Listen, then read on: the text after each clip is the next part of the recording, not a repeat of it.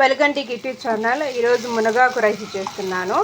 1 table spoon oil వేసుకొని సన్నగా తరిగిన onion, tomato, green chilli, salt వేసుకొని ఆనియన్, టమోటా ఇట్లా అన్ని బాగా వేగాలన్నమాట.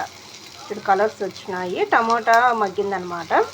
ఇప్పుడు ఇందులో ముందుగానే ఉడికించి పెట్టుకున్న శనగపప్పు వేయాలి. ఇలా వేగాలి. వేగిన తర్వాత ముందుగానే ఉడకబెట్టి పెట్టుకున్న మునగాకు దాన్ని ఇందులో వేయాలి.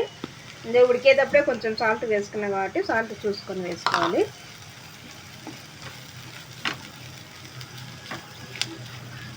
ఇదంతా బాగా కలిసి వేగాలి. బాగా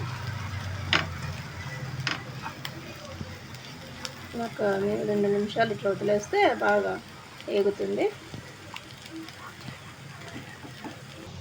1 కప్పు ఉడికించి పెట్టుకున్న రైస్ వేసుకొని కలుపుకోవాలి.